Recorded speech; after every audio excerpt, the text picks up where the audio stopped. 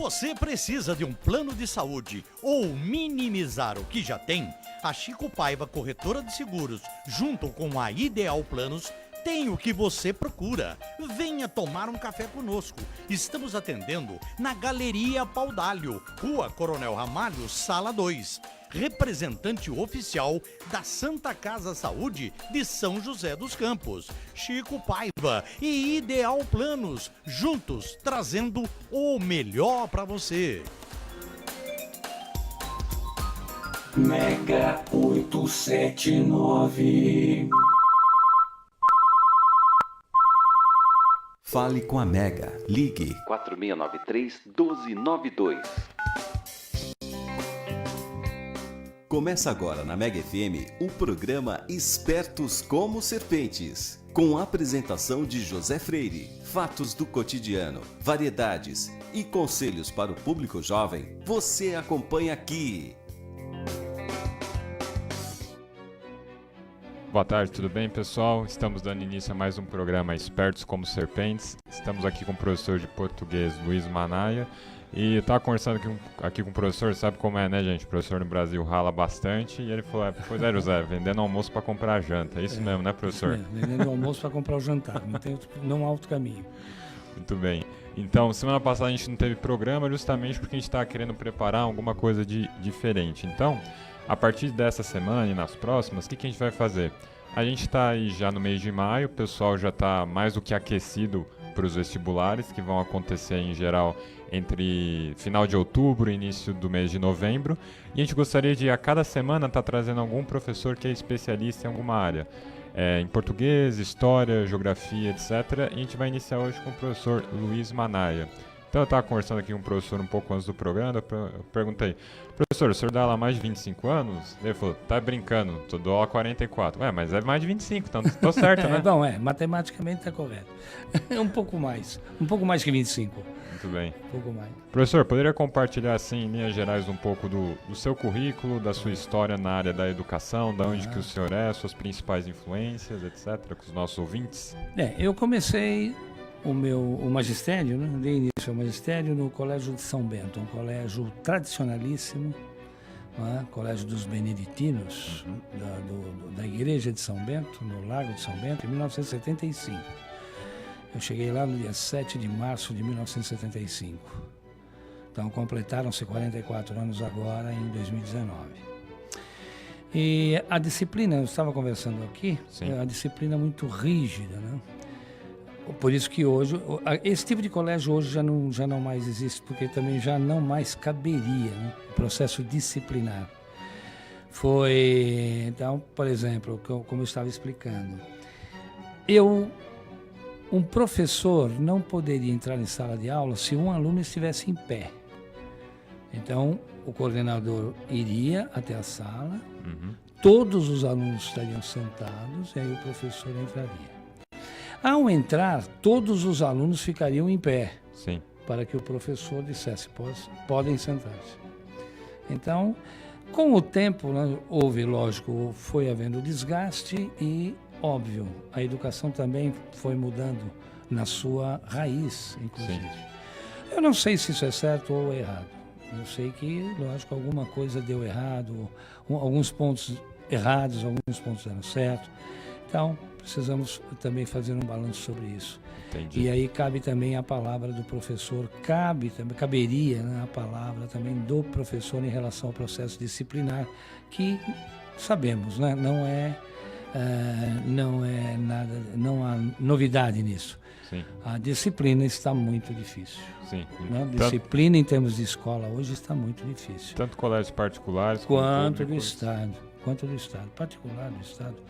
Tudo segue a mesma linha de conduta, né? Porque a imprensa é a mesma, a possibilidade do aluno hoje estar ligado muito mais a jogos, né? Sim.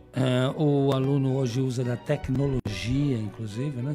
E usa muito mais a tecnologia para um outro objetivo, que não é o objetivo da escola. A finalidade, muitas vezes, na maioria das vezes, não é cultural, nós sabemos disso, né? Sim. É mais como entretenimento mesmo. E isso fica difícil. Então, o senhor, assim, durante sua carreira, O senhor passou por vários períodos, assim, digamos que a história da educação no Brasil, o senhor Sim, presenciou vários fatos, acompanhei. Né? Então eu saí do Colégio de São Bento em 1980, final de 1981. E no início de 82 eu ingressei no Objetivo. Que permanece lá E desde... estou lá desde 1982. No início eu estranhei, porque a disciplina que havia no Colégio São Bento nunca houve no Colégio Objetivo. No curso. Por quê? Porque era cursinho, evidenciava-se o cursinho, inclusive, né? O Objetivo sempre foi voltado também para a proposta da universidade. Né? O curso Objetivo ele tem por padrão, sempre teve, né? Afinal também o Anglo e outros, né? O objetivo de um cursinho é o ingresso do aluno numa universidade. Também as universidades mudaram, né? Nós tínhamos como referência, ou ponto de referência, algumas universidades, inclusive universidades federais, e que hoje, né, o ponto de referência hoje, porque mudou muito, né? Então nós temos até hoje faculdades à distância, concursos à distância, quando nunca se pensava nisso, né? Na década de 80 nunca se pensou nisso. Então eu passei pelo Objetivo. Concomitantemente ao Objetivo, eu lecionava em outras escolas, lecionei em outras escolas também, né? Pequeno, médio porte. Pequeno e médio porte, e de grande porte também. Todas em São Paulo? Todas em São Paulo. Né? As unidades que eu peguei no interior, Santos, Ribeirão Preto, Sorocaba, Jundiaí, que eu fiquei 10 anos, Mogi das Cruzes, que eu fiquei aqui 10 anos, né? Trabalhando pelo Objetivo. Sempre Objetivo, né? Nas unidades pertencentes ao Objetivo ou franquias, né? Como hoje eu faço parte lá do Jabaquara, da franquia do Objetivo Jabaquara. Entendi. Então, o que o senhor viu foi, digamos assim, a centralidade, a importância que o vestibular ganhou com o passar desses Mas anos. sem dúvida. Porque ser universitário no Brasil passou a ser uma necessidade. Até econômica, né? Isso mesmo, Você vai fazer a universidade para ganhar mais. Alguma coisa mais ou menos assim. Particularmente, veja bem... Essa visão acaba empobrecendo um pouco a própria educação. Mas é isso que eu ia dizer. Particularmente, eu não vejo dessa forma. Sim. Eu acho que o enriquecimento, quer dizer, o crescimento deveria ser paralelo ao ensino médio, o primeiro, segundo, terceiro anos do ensino médio, ser esse curso, essa parte, deveria ser enriquecido com um curso profissionalizante. Um curso técnico. Isso mesmo, onde o cidadão saísse já técnico em alguma coisa, tendo já o processo, o caráter, né, o diploma, digamos, o certificado de um segundo grau, em nível médio, digamos assim, e ligado a um curso profissionalizante, algo profissional, onde ele já saísse profissional. A faculdade deveria ser por opção. Sim. Então, por exemplo, nada impede ele fazer um curso de enfermagem, tornar-se técnico em enfermagem numa exposição, e fazer um curso superior de filosofia. Sim. Nada impede, ele pode ter opção. Ele teria, inclusive, opções para isso. Com certeza. Entendeu? Porque ele já trabalharia, ele já teria um emprego, né, dentro de um curso técnico. Ele poderia ter a oportunidade de estudar, pagar uma faculdade, pagar uma universidade. A universidade não precisaria ser gratuita, ela poderia ser paga. Eu, por exemplo, sou professor. Eu fiz letras na PUC, depois eu fiz a especialização no Oswaldo Cruz, eu fiz jornalismo na Casa, tudo pago. Sim. Tudo pago. Eu nunca estudei em escola do Estado, nunca estudei em faculdade, universidades estaduais ou federais. Então deveria haver isso. Na minha opinião, deveria haver uma força maior para um curso no ensino no nível médio, primeiro, segundo e terceiros anos, com o curso profissionalizante que o aluno pudesse escolher, selecionar para ele, como profissão, e a partir daí, se ele quisesse, ele iria ingressar numa universidade e assim por diante. Porque quem tiver, por exemplo, cursos como Direito, Medicina, Engenharia, que são cursos que são muito melhor remunerados no mercado de trabalho, o que acontece? Você tem uma relação candidato-vaga absurda, de várias pessoas que muitas vezes não são vocacionadas a seguir essas profissões, mas o fazem meramente porque é melhor remunerado. E outros cursos desvalorizados têm às vezes mais vaga do que candidato. Não, mas é verdade. Isso aí é o curso mais bem remunerado é justamente para isso mesmo. O objetivo, né? Qual é o caminho que o garoto, digamos, final de adolescência. Então, não adianta. São os cursos que vão dar a você um padrão de vida respeitável e uma vida digna, digamos assim, né? Sim. Porque há muitas profissões hoje que você não pode trabalhar, dizer é uma vida digna, não é? E deveria ser, não é? Como muitas profissões não são e deveriam ser. Isso é uma coisa do Brasil, porque eu me lembro que, por exemplo, fui fazer um curso de inglês uma vez no Canadá e os meus colegas de sala eram mecânicos, lenhadores. É isso aí. Muitos eram da Suíça, então era uma profissão como outra qualquer, você poderia viver. Mas é assim. Mas teria de ser assim. É que o problema também é o preconceito que nós temos a determinadas profissões. Herança da escravidão, talvez? Não sei. Aí seria melhor consultar um professor de história. Seria muito estranho dizer sim, mas sim, foi. Seria meio estranho dizer sim, mas sim, foi. Agora é perfeitamente discutível, né? Sim. Pode ser. Esse preconceito quanto a profissões sempre existiu. Sempre existiu. Ele é da polícia. O próprio pai, a moça apresentava um namorado, isso aí é no meu tempo, eu vou falar do meu tempo, são 69 anos, então eu posso falar no meu tempo. Senta que lá vem história, é isso? Lá vem história. O pai perguntava, o que ele faz? Ele vai ser professor. Ih, filho, professor? Poxa, né? Por quê? Daquele porque desânimo do pai. Né? Porque não adianta. O professor sempre foi visto daquela maneira.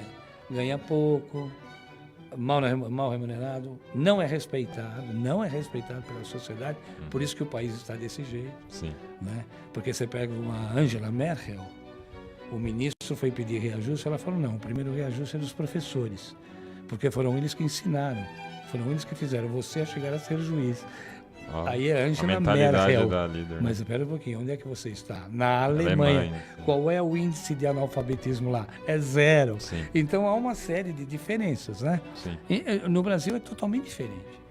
Então eu cansei de ouvir gente falando assim, mas escuta, você não trabalha, você só dá aula? Mais ou menos assim. Nesse nível. É nesse nível, entendeu?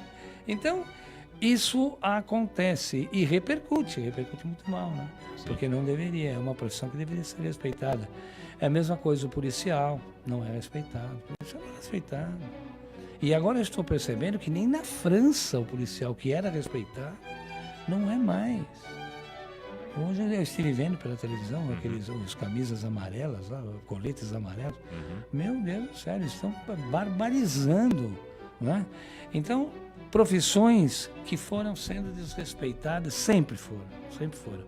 E outras não, né? Outras sempre foram endeusadas. Médico foi endeusado, advogado, engenheiro. Então, sempre o aluno sempre procurou, né? É a mesma coisa nessa região. Eu dei aula no Objetivo aqui de Mogi durante 10 anos. Objetivo, conheço gente do ângulo, enfim. Não adianta, isso aqui é ITA, filho. Essa região é ITA. Instituto Tecnológico da Aeronáutica. Sim. Entendeu? Agora, se está sucateado, como disseram, aí é outra história. Aí é uma outra discussão. Mas, que eu não, sinceramente, eu não sei. Eu não sei. Eu estou ouvindo isso, infelizmente. Não seria isso que eu poderia ou deveria ouvir. Mas, sim, essa colocação está sendo muito coisa. Agora, aqui não tem jeito. O aluno que está aqui em Mogi, mesmo, não adianta. É ITA. Entendeu? Falando inclusive do ITA, o Instituto Tecnológico de Aeronáutica ali do CTA em São José dos Campos. Isso mesmo. O vestibular está aberto, o vestibular terá inscrições abertas a partir do dia 1º de julho a 15 de agosto. Isso. E a primeira fase será no dia 1º de dezembro. Isso mesmo. O NESP, período de inscrições vai do dia 9 de setembro a 7 de outubro e a primeira fase 15 de novembro. A segunda fase será nos dias 15 e 16 de dezembro. Unicamp, inscrições de 1º de agosto a 6 de setembro, primeira fase dia 17 de novembro, segunda fase 12 e 13 de janeiro. Acho que o senhor até está acostumado sim, já. essa batida de essas calendários. informações todas eu já as tenho vindo já do cursinho, né? Agora, depende muito da região. Por exemplo, Jundiaí. O Jundiaí é Unicamp. Sim. Eu dei aula em Jundiaí, dei aula em Sorocaba, Jundiaí, né? Então ali é Unicamp. Ribeirão Preto, eu dei aula em Ribeirão, nem precisa dizer. Ribeirão Preto são as próprias universidades em Ribeirão Preto. A USP mesmo, né? Não, ali eles têm um parque universitário, assim, de causar inveja, Ribeirão. Sim. De causar inveja, entendeu? E fora isso, aqui é Unicamp, né? E em São Paulo, por incrível que pareça, o advogado vai para o Largo São Francisco, que é o sonho, Sim. né? E o médico vai para Pinheiros. Não adianta. A Universidade de São Paulo, Pinheiros, o Hospital das Clínicas, ali, é aquele miolo, né? Inclusive é bom porque, segundo um amigo meu, que é professor de medicina, o Dr. Paulo Basso, ele fala, ali é muito bom porque ali tem a Faculdade de Medicina em frente ao cemitério, que é do Araçai. Então, sabe, tudo muito ligado. E a gente ri muito, né? Porque eu tenho muitos amigos, né? Médicos hoje, que eram colegas de farra. Sim. E hoje tudo é gente, né? O doutor André, que é cardiologista, o doutor Paulo Basso. Então, eles, USP, Universidade de São Paulo, inclusive ele é professor da Universidade de São Paulo, entendeu? O caso do André é a mesma coisa. Então, o caminho é ali, entende? Num alto caminho. Né? E no direito é bom porque ali perto do Lago tem São Francisco. Ministério Público, Sim, Fórum João mas Mendes. tudo que é público gira ali. Sim. Gira ali. Bovespa. Tudo que é público gira ali. Tudo que é público.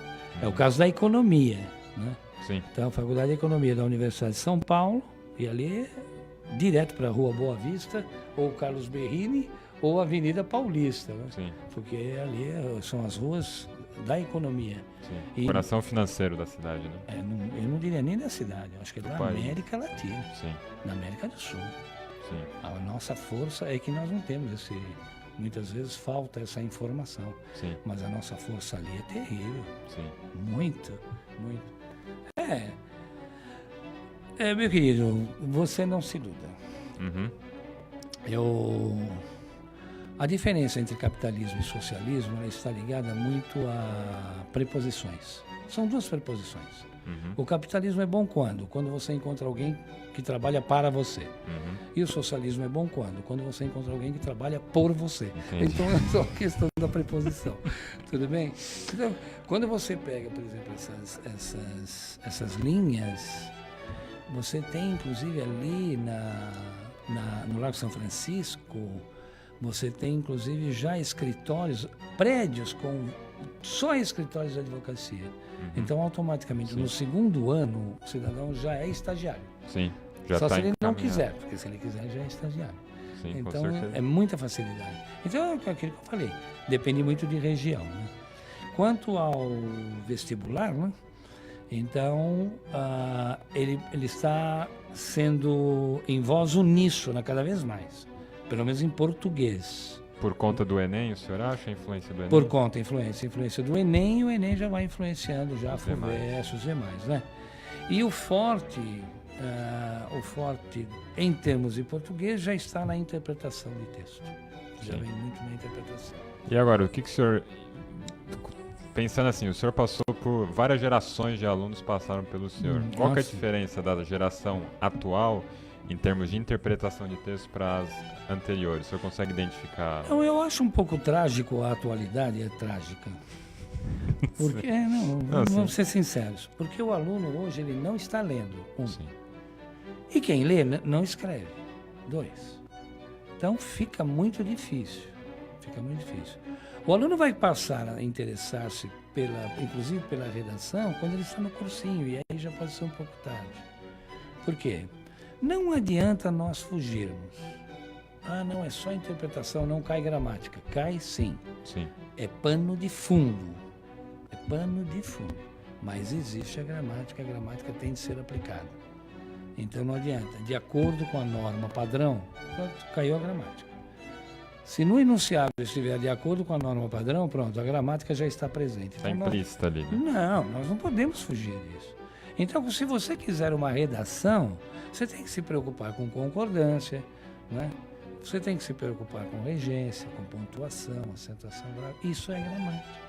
Nós não podemos fugir a essa triste realidade para o aluno. Sim. Né? Então, essa colocação é uma colocação extremamente importante em relação aluno Enem, aluno USP, enfim, aluno vestibular. Até porque a interpretação não é uma matéria de português, você vai usar para tudo, né? Para ler um enunciado de química, biologia. Você vai ler os enunciados e muitas vezes você perde a questão, não é porque é pela matemática, é pelo enunciado que a matemática lhe propôs. Com certeza. Então você tomar cuidado com palavras como exceto, a menos que... Né? Que às vezes vem em negrito, mas às vezes não vem, né? Não, então, às vezes não vem. Tomar cuidado. Né? Então, pode e deve. Sim. Esses verbos são importantes no enunciado. Poder é um ponto, é uma referência. Dever é outro. Então, se ele pode, mas não deve, se isso acontece, exceto aquilo outro, então ele tem que estar ciente do que ele está lendo. Sim. Atualmente está difícil, por quê? Porque o aluno, é geral isso. Sim. O brasileiro não lê. Eu não sei se é pelo preço dos livros também, né? Porque também entra um pouco das editoras, né? As editoras encarecem o livro. Um período também complicado no mercado editorial. Isso, Saraiva, tá, recuperação isso, judicial, isso, a Livraria Cultura. Isso. E isso por quê? Porque a tecnologia também está entrando. Sim. A tecnologia ela acabou com o CD. Sim. Ela acabou com o trabalho do compositor, ela acabou com o trabalho do autor, ela acabou com o trabalho do escritor. Então é o mesmo que nós estamos conversando aqui. Não, é que hoje você tem o computador, você pode ler um livro pelo computador. Não lê. Infelizmente é isso. Não, ele não vai ler. Pode ler um ou outro que vai ser obrigado por causa do curso, né, do cursinho, por causa do vestibular, tal obra, Sim. Mas por obrigação. Ninguém mais lê por prazer. Quer dizer, ou já entrou na faculdade, já ingressou na faculdade. Sim. Né? Então, por exemplo, eu brinco muito quando eu estou dando aula no cursinho, porque eu falo assim, olha, o ano que vem vocês vão estar no primeiro ano, e normalmente no primeiro semestre vocês não fazem nada, é só festa, farra, vocês vão conhecer novos amigos, aquela coisa toda. Então leiam tal livro, entendeu? Porque é muito interessante, assim, faço, né, tem uma sinopse do livro, então, tudo bem. Mas as meninas podem ler tal livro, tal, né? Clarice Lispector. Sim. Entendeu? Tem as leituras já encaminhadas. Né? Então uma leitura já encaminhada, mas porque ele já está na universidade. Sim. Já está na universidade. Então essa é uma colocação que deve ser feita em relação ao aluno.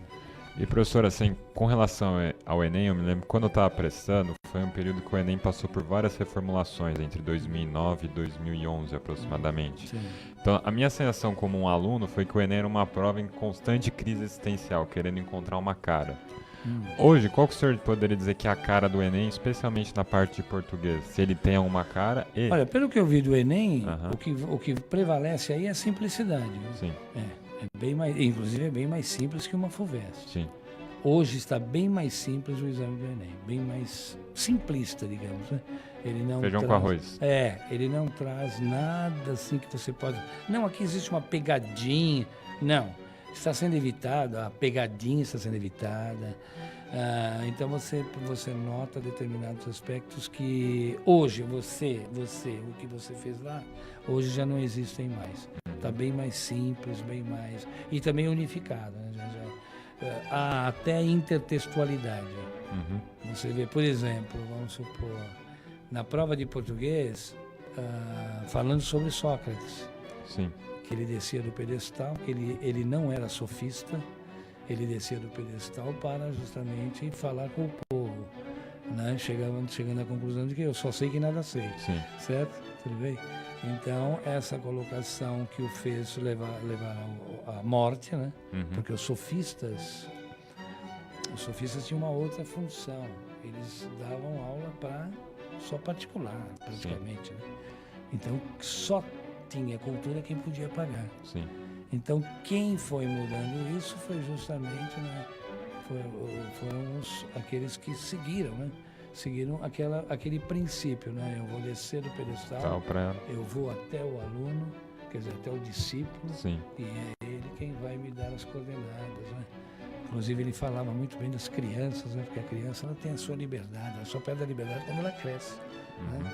E isso era perigoso. Então, isso foi numa prova do Enem de português. Sim. Entendeu? Falando sobre a filosofia, que é a sua matéria. Sim. Entendeu? Então, essa postura já foi mudando.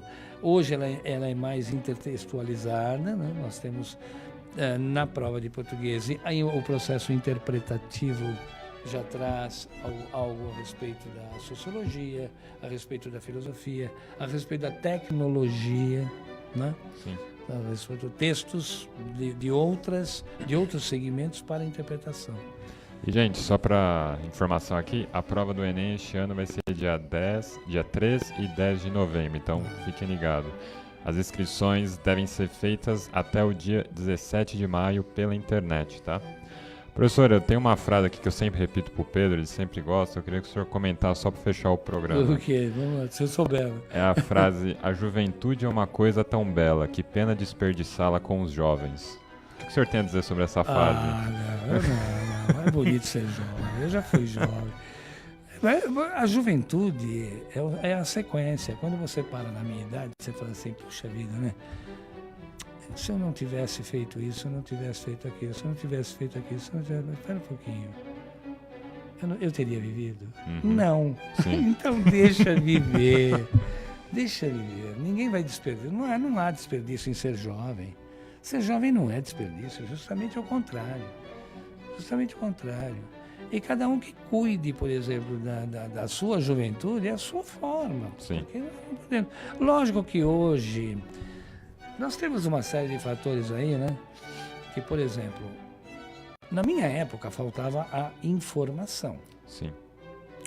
Muita gente, como por exemplo Jimi Hendrix, um dos meus ídolos como guitarrista, ele morreu por falta de informação, porque ele era drogado. E ele morreu por vítima do próprio... engasgou ele. O próprio vômito, não foi? Do próprio vômito. Então, é o problema da informação. A pessoa tinha pressão alta, não sabia que tinha pressão alta e morria por falta de informação. Misturava o uísque com cocaína. Sim. Então, isso, lógico, mas hoje não. Hoje os jovens têm toda essa informação. Então, muita gente, né? Porque na época era novidade, né? Sim. Quando o Manuel Bandeira e Vamos Embora para Passárgada disse lá tem alcaloide à vontade. Alcaloide é cocaína. Sim.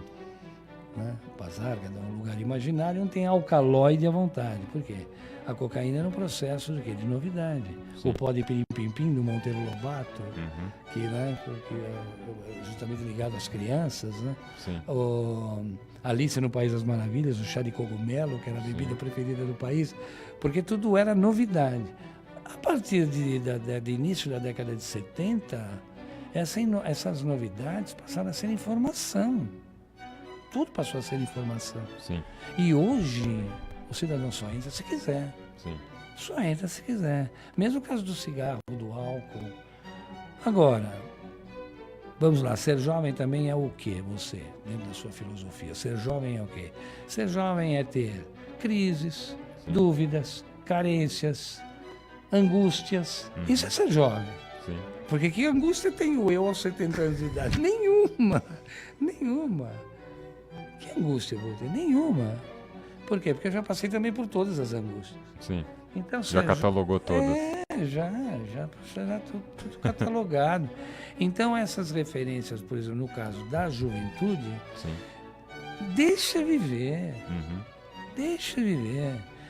Essa é uma frase que existe em todos os idiomas. Né? Viva e deixa viver. Né? Live and let live. Existe no francês, tudo existe. Então, sabe, deixar correr. Isso é o que vale para ser jovem. Fechado, E por último, só concluindo. Claro. O último a envelhecer é o espírito, não se iluda. Sim. Se o espírito continuar jovem, Não adianta. Você retarda a velhice. Sim. O corpo pode até não responder mais, né? Ou não responder tanto quanto pudesse responder. Mas você consegue retardar, sim. Você consegue retardar. Você consegue com exercício, com isso, com aquilo. E você consegue. E a cabeça, que principalmente, mais importante. continuar sendo útil para você mesmo e para os outros. É isso que eu acho. Isso é ser jovem, né? Ser jovem. Excelente, professor. Recebemos aqui uma mensagem de um ex-aluno seu, Wagner Nunes. Pelo que parece, foi aluno do curso preparatório em 2002. Do Acredito Objetivo. que no Objetivo em Mogi. O objetivo Mogi. Atualmente ele é advogado aqui em Guararema, mandando um Olha, abraço pro senhor. Um abraço para você também, querido. Tudo de bom, seja feliz. Então, gente, agradecemos aqui a presença do professor Luiz no programa. Fiquem Foi um ligados. prazer enorme, foi um prazer. Muito obrigado. Gostei muito. Fiquem ligados aí para as datas dos vestibulares, períodos de inscrição vão começar em breve, do Enem tá rolando, termina dia 17. Então fiquem ligados, pessoal. Um excelente final de semana para vocês, fiquem com Deus, até semana que vem. Falou!